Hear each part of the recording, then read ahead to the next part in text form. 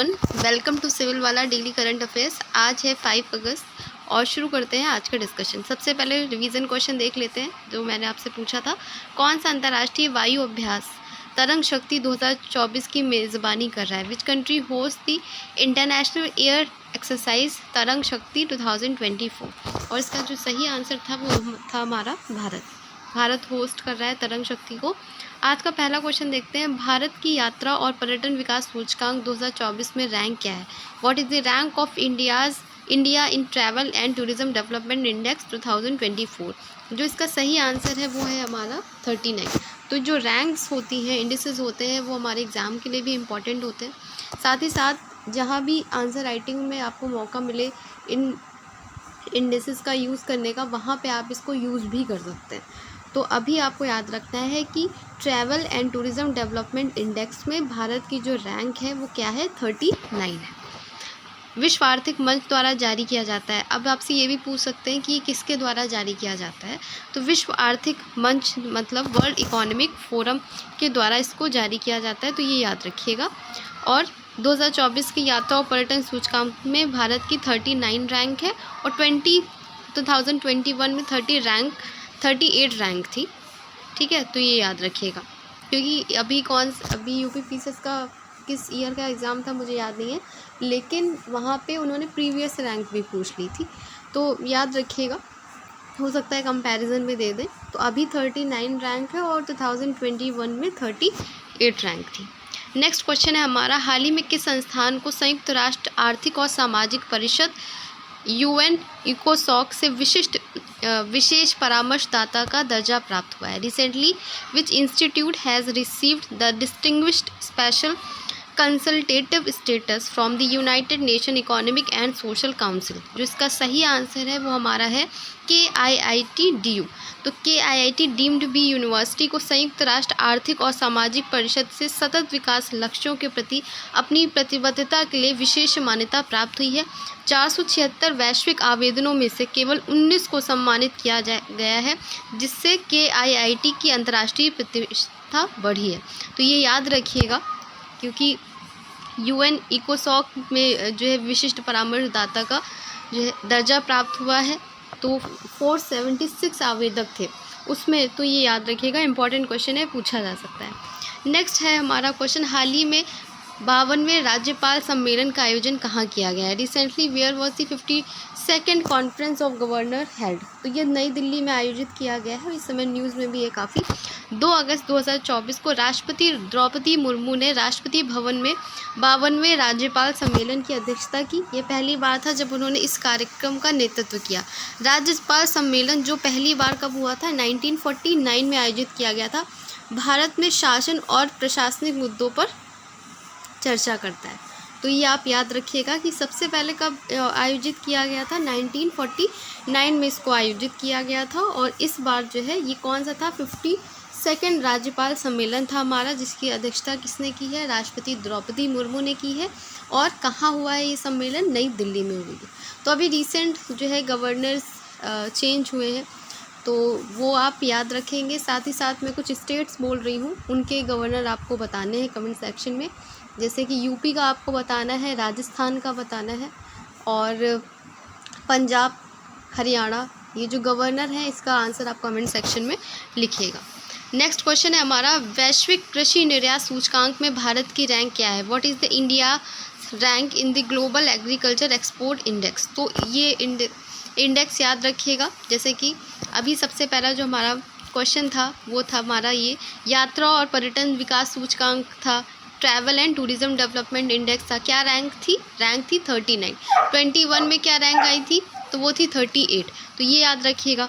उसी तरीके से ये जो हमारी रैंक है कृषि निर्यात सूचकांक की रैंक क्या है हमारी?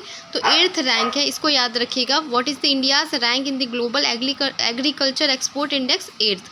2023 में भारत ने कृषि उत्पादों की दुनिया में 8वें सबसे बड़े निर्यातक के रूप में अपनी स्थिति बनाए रखी है। हालांकि निर्यात में 2022 में 55 बिलियन से गिरावट करके 55 बिलियन हो गया था। तो इसको याद रखिएगा कि कृषि निर्यात सूचकांक जो है उसमें हमारी रैंक है 8th, और ट्रैवल एंड टूरिज्म में हमारी रैंक है 39, जो 2021 में 38 2008 थी। नेक्स्ट क्वेश्चन की तरफ बढ़ते हैं। एयर इंडिया ने हाल ही में सुरक्षा कारणों से किस शहर के लिए सभी उड़ानें रद्द कर दी? Air India has recently cancelled all flights to which due to security reason. तो ये तेल अवीव है जो कि इजराइल का दूसरा सबसे बड़ा शहर है, तो वहाँ की फ़्लाइट रद्द की है सुरक्षा कारणों से। याद रखिएगा। इजराइल से लगती हुई कौन सी कंट्रीज़ हैं, मैंने आपको कई बार बताया, वो 5 मिनट सीरीज़ में भी बताया, तो वो आप कमेंट सेक्शन में लिखेंगे। साथ ही जो गवर्नर मैंने आपको बताया है पंजाब, हरियाणा, राजस्थान, यूपी के गवर्नर के नेम, ये भी आप लिखेंगे, ठीक है। आगामी युग का संग्रहालय पर राज्य संग्रहालय सम्मेलन का उद्घाटन किसने किया? Who inaugurated the museum conference on the museum of the coming era.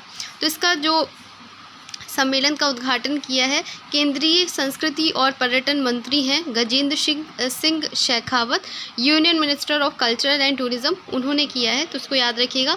केंद्रीय संस्कृति और पर्यटन मंत्री श्री गजेंद्र सिंह शेखावत ने संस्कृति मंत्रालय द्वारा 1 से 31 अगस्त 2024 तक भारत मंडपम नई दिल्ली में आयोजित 3 दिवसीय राज्य संग्रहालय का सम्मेलन किया है। नेक्स्ट क्वेश्चन है हमारा, विश्व फेफड़ा कैंसर दिवस प्रतिवर्ष किस तारीख को मनाया जाता है? On which day is world lung cancer day celebrated world wide every year. तो ये 1 अगस्त को मनाया जाता है, ठीक है, तो ये याद रखिएगा। और इस वर्ष विश्व फेफड़ा कैंसर दिवस की जो थीम थी वो क्या थी? सभी के लिए कैंसर देखभाल तक पहुंच सुनिश्चित करना, जो ये बताती है कि सभी कैंसर रोगियों को समान स्वास्थ्य सेवाएं मिलनी चाहिए। तो world cancer day theme for this year is close the care gap, everyone deserve access to cancer care. तो इस तरीके के जो डेज और थीम्स होते हैं वो इम्पॉर्टेंट होते हैं, तो इसको याद रखिएगा कि क्या है, क्योंकि कैंसर वाले लोगों को थोड़ा, एक तो बहुत ज़्यादा उनको केयर की ज़रूरत होती है, और कैंसर एक तरीके का डर भी जाते हैं बहुत ज़्यादा लोग सुन के ही नाम, तो उनको इसके लिए ये है close the care gap, everyone deserve access to cancer care. मैं कोशिश करूँगी कि आपको यहीं पे चीज़ें याद हो जाएं। मैं रिपीटिवली इस वीडियो में बोलूँगी बार बार, ताकि यहाँ से आपको याद हो जाए, साथ ही PDF में भी आपको मिल जाए तो आप रिवाइज़ कर लें, अलग से आपको कोई पेन ना लेना पड़े। नेक्स्ट क्वेश्चन है हमारा 8th क्वेश्चन है, परिसर में अंतिम मील कनेक्टिविटी प्रदान करने के लिए इलेक्ट्रॉनिक बसें कौन लॉन्च करेगा? Who will launch electric buses on campus to provide last mile connectivity? तो All India Institute of Medical Sciences AIIMS का ये इनिशिएटिव है। अखिल भारतीय आयुर्वेद संस्थान एम्स नई दिल्ली ने आसपास के मेट्रो स्टेशनों और बस स्टॉप में से विभिन्न परिसर सुविधाओं तक प्रभावी अंतिम मील परिवहन प्रदान करने के लिए इलेक्ट्रिक बसों या ई-बसों की घोषणा की है।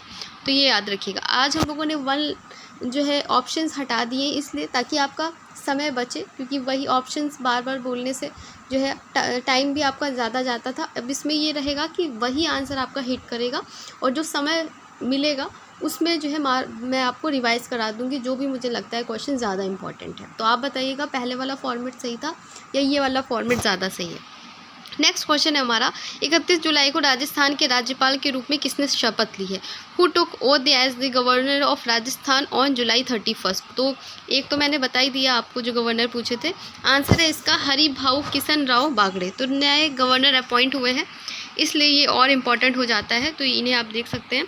महाराष्ट्र विधानसभा के पूर्व अध्यक्ष और वरिष्ठ राष्ट्रीय स्वयं सेवक संघ नेता हरिभाऊ किशन राव बागड़े ने 31 जुलाई को राजस्थान के राज्यपाल के रूप में शपथ ली है। उन्होंने राजस्थान के 45वें राज्यपाल के रूप में नियुक्त किया गया है, और इन्होंने किसकी जगह ली है? कलराज मिश्र की जगह ली है। नेक्स्ट क्वेश्चन देखते हैं। नेक्स्ट क्वेश्चन हमारा, ग्लोबल वाटर टेक समिट 2024 में water department of the year श्रेणी GEEF global water tech award किसने जीता है? Who won the GEEF Global Water Tech Award in the Water Department of Year category at the Global Water Tech Summit 2024? तो इसका सही जो answer है वो है केंद्रीय जल आयोग। केंद्रीय जल आयोग को नई दिल्ली में आयोजित global energy and environment foundation द्वारा आयोजित प्रतिष्ठित ग्लोबल वाटर टेक समिट 2024 में water department of the year श्रेणी में अवार्ड से सम्मानित किया गया है। और आज का जो टेस्ट क्वेश्चन है वो है हमारा, विश्व फेफड़ा कैंसर दिवस प्रतिवर्ष किस तारीख को मनाया जाता है? साथ ही में इसकी जो थीम है वो भी आप लिखिएगा, ठीक है। तो अब एक बार रिवाइज कर लेते हैं कि हमने क्या पढ़ा और क्या क्वेश्चन इंपॉर्टेंट है वो भी एक बार देख लेते हैं। सबसे पहले हमने पढ़ा कि भारत में राष्ट्रीय पर्यटन और विकास सूचकांक में रैंक किया है travel and tourism development index में, जो कि रैंक हमारी थी 39। 2021 में हमारी रैंक थी 38। इसको कौन जारी करता है? वर्ल्ड इकोनॉमिक फोरम इसको जारी करता है।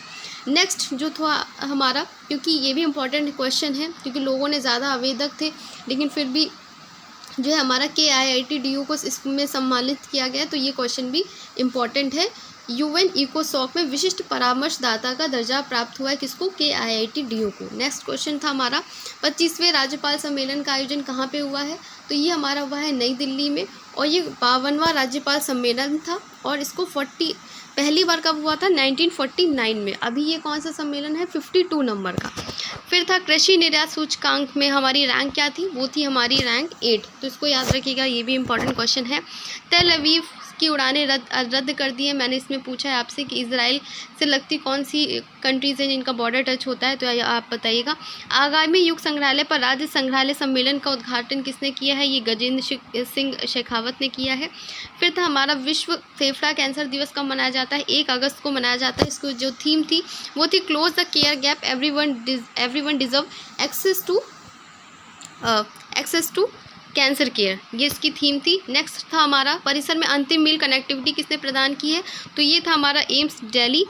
नेक्स्ट क्वेश्चन था हमारा 31 जुलाई को राजस्थान के रूप में राज्यपाल के रूप में किसने शपथ ली है? तो वो था हमारा हरिभाऊ किशनराव बागड़े। और लास्ट क्वेश्चन जो था हमारा वो था global water tech summit, water department of the year में ग्लोबल वाटर टेक अवार्ड किसने जीता है? तो वो है सेंट्रल वाटर कमीशन, केंद्रीय जल आयोग। तो इसी के साथ मैंने आपको रिवाइज भी करा दिया यहीं पे, और आज का डिस्कशन यहीं तक था। तब कल मिलते हैं एक नए डिस्कशन के साथ। तब तक अपना ख्याल रखिए और पढ़ाई करते रहिए। Thank you.